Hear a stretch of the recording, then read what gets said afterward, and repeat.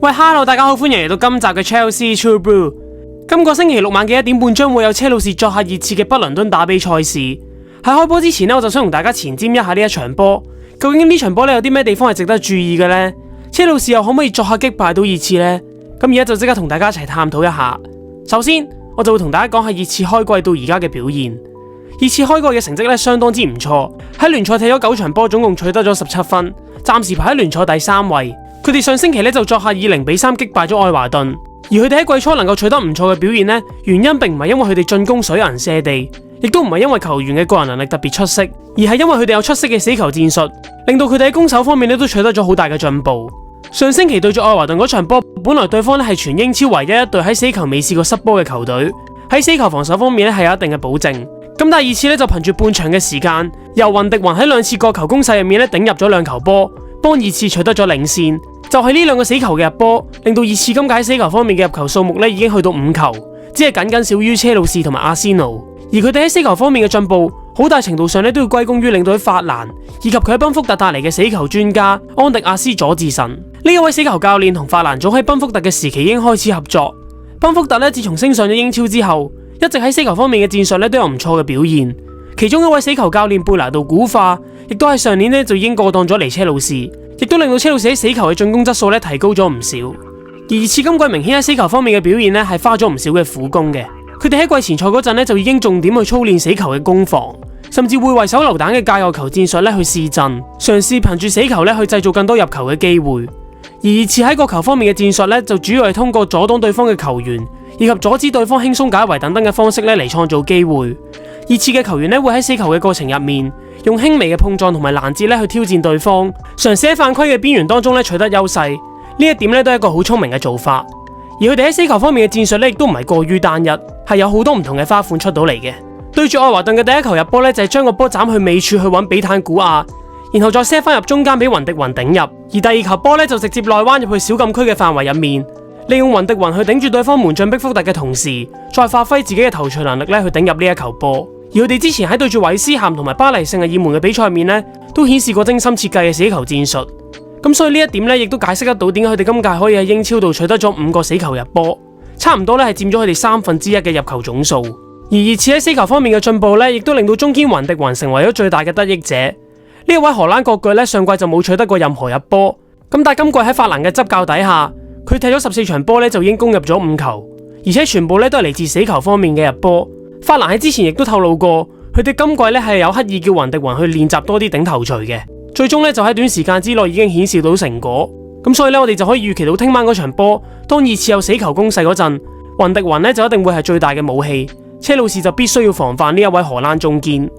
而唔單止淨係進攻，熱刺今季喺死球方面嘅防守呢都有好大嘅進步。喺上場波對住愛華頓嗰陣，對方呢總共有9次嘅角球機會，咁但係熱刺都仍然能夠保持不失，顯示到呢佢哋喺死球方面嘅防守呢係非常之穩固。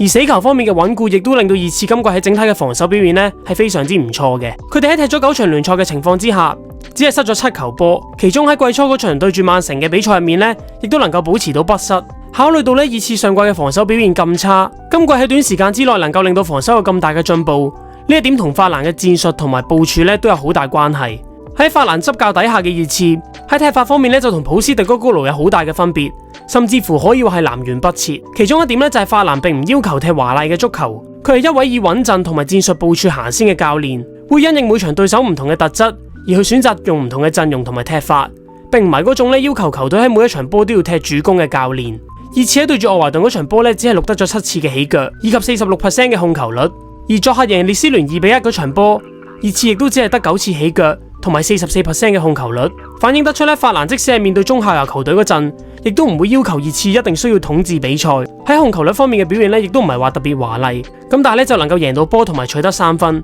而喺面對住曼城嗰場波呢，就更加只係錄得咗39% 嘅控球率。咁但係最終咧都能夠作客擊敗對手。而值得一提嘅係，熱刺今屆咧亦都唔會再好似上兩季咁樣不斷逼搶。熱刺今季喺前場嘅逼搶次數咧係排聯賽尾幾名嘅。佢哋並唔介意喺防守嗰陣縮後少少，最重要咧就係先做好中路嘅防守，令到中間冇空位俾對方進攻。入球方面咧就依賴反擊同埋死球嘅發揮。古道斯咧就會係反擊攻勢入面最重要嘅成員，引領住球隊去進攻。暫時呢一種以穩陣行先嘅踢法，亦都令到熱刺喺聯賽度取得咗唔錯嘅成績。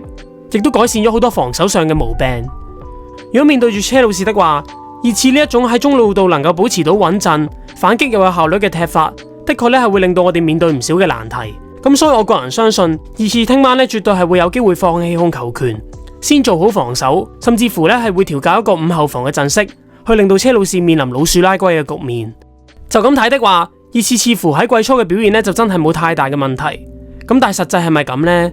熱刺今季喺主場方面咧只係攞得個4分，係全英超咧排喺倒數第4嘅。當中亦都包括咗主場1-2輸俾維拉，以及俾狼隊咧逼和1-1。我哋可以睇得出熱刺喺主場方面嘅發揮咧冇特別嘅優勢，而對賽往績亦都顯示出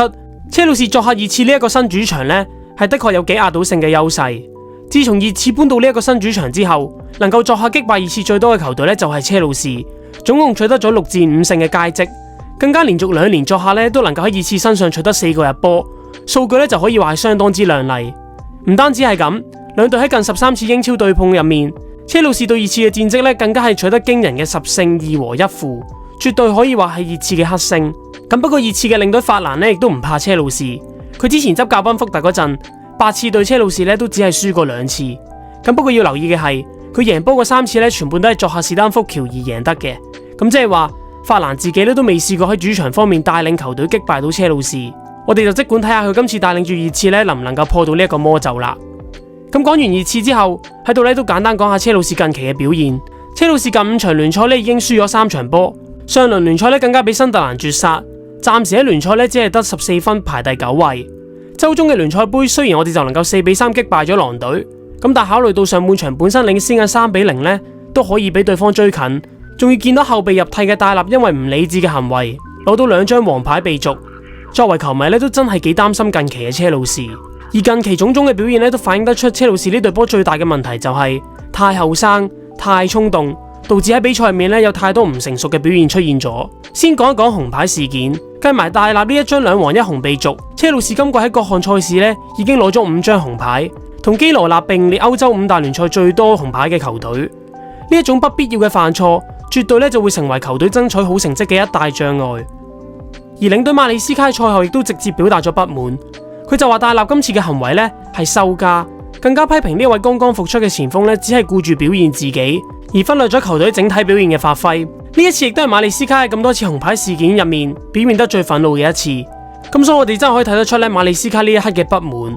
亦都可以相信咧佢喺之後嘅時間咧絕對會懲罰球員呢一種行為。而戴立嘅紅牌咧亦都意味住佢將會缺席呢一場北倫敦打比賽事，絕對係相當之可惜啦。而除咗紅牌事件之外，車路士都喺防守方面咧出現咗好大嘅隱憂。車路士近2場波咧已經失咗5球波，而且當中嘅所有失波咧基本上都係嚟自對方嘅反擊，或者喺高空爭奪嘅犯錯。對住狼隊失嘅第2同埋第3球波咧，對方嘅進攻套路咧都係非常之簡單，就係搏混亂。但正正係呢一種咁直接嘅進攻模式，車路士嘅後防球員咧往往就會顯得相當之狼狽。我哋喺同對方高空爭奪方面咧出現咗好大嘅問題，而且往往喺第2點方面嘅防守準備咧都係做得好唔夠嘅，令到對方經常可以喺我哋禁區度起腳，防守方面嘅表現咧就自然會變得好差。咁考慮到對手熱刺今屆喺死球方面嘅表現咁純熟，如果馬利斯卡同埋死球教練貝拿度古法今場波唔能夠及時調整的話，相信對住熱刺咧係必然會繼續失呢一啲波嘅。咁喺呢度咧都想再補充多一點，就係車路士今屆防守方面嘅退步，其實同我哋中堅嘅配搭有好大關係。今季踢咗9場聯賽嘅情況之下，車路士就已經用咗5 pair 唔同嘅中堅組合。咁當然呢一點咧就唔可以怪馬利斯卡，因為我哋喺季初咧就已經面臨咗高維嘅重創，艾迪拿拜奧、科芬拿同埋巴迪亞舒利咧亦都陸陸續續有唔少嘅受傷，再加上之前查魯巴亦都試過喺聯賽度停賽，令到我哋中堅方面嘅配搭咧經常係會有變動嘅。而中堅呢個位置咧就唔同其他位，係更加講求默契。如果經常轉換組合的話，對於防守方面嘅表現咧就一定係會大打折扣。上季車路士喺頭9場聯賽入面，高維咧係場場正選，而科芬拿咧就正選咗8場。喺中堅嘅配搭咧穩定性係非常之高嘅，咁所以防守表現都係比今屆好。而當被問到馬利斯卡寧願要穩定性定係堅持輪換策略嗰陣，佢就好清晰咁表示，穩定性對於球隊、球員同埋任何人咧都係更加好嘅。咁所以我相信隨住傷兵陸續復出之後，車路士中堅上嘅配搭咧都需要及早定落嚟，要確立到一對常規嘅中堅組合，咁樣先可以改善到車路士嘅後場發揮。至於進攻方面，車路士入球數量咧同熱刺一樣咧都係入咗17球，排喺英超嘅第1名。就咁睇咧，其實係唔錯嘅。咁不過同熱刺一樣嘅係，車路士嘅入波咧都係要依賴死球同埋反擊機會。當面對密集嘅時候，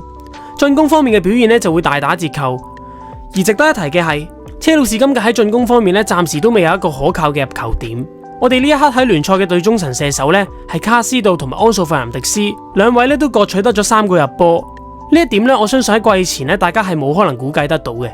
尤其是係當我哋買咗戴納、祖奧柏度、傑廷斯、加拿祖、艾斯迪華奧等等咁多嘅進攻好手嘅時候，咁但係暫時咧都只能靠呢兩位中場大將去後上取得入波。